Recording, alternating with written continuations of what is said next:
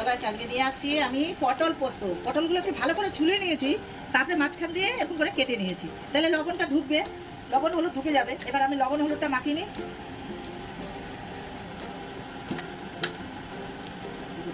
এটা হলুদ লবণ মাখা হলে তেলটাও আমার গরম হয়ে গেছে, তেলের মধ্যে এক এক করে ছেড়ে দেবো আস্তে আস্তে করে।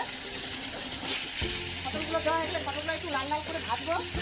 কাঁচা লঙ্কা দিয়ে দিচ্ছি, একটু পোস্ত দিয়ে দিয়েছি, আর একটু আদা দিয়ে দিচ্ছি। লঙ্কা দেওয়া হয়ে গেল, এই যে কাজুটা দিয়ে দিব, কাজুটা দিয়ে দিলাম, একটু পেঁয়াজ দিয়ে দিব, একটা পেঁয়াজ দিলাম, ছোট থেকে পেঁয়াজ দিলাম। এটা আমি এখন মিক্সার গ্রাইন্ডে পিষে নেব। পটলগুলো তো বেশ করে লাল করে ভাজা হয়ে গেল। এবার আমাকে পটলগুলোকে এক এক করে পটলগুলোকে উঠিয়ে নিব, এক এক করে পটলগুলো উঠিয়ে নিব। তারপরে এই তেলে, পটলের তেল দিয়ে আমি হলো ইচ্ছাটা ভেজে নেবো। ওটা বেটে নিলাম, আর কাঁচা লঙ্কা বেটে নিয়ে পরে আমি দিয়ে দিলাম মশলাটা, দিয়ে দিলাম।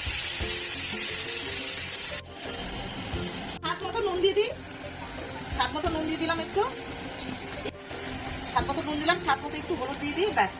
মশলাটা আমার কষানো হয়ে গেছে, এতে করে 5 দিন তেল ছেড়ে দিয়েছে। আর বন্ধুরা, আমাকে আর একটা বলতে ভুলেই গেছিলাম, একটু স্বাদ মতো আমি অল্প চিনি দিয়েছিলাম মশলা ফ্রাই করার জন্য। এবার আস্তে আস্তে করে আমি পটলগুলোকে ছেড়ে দেবো।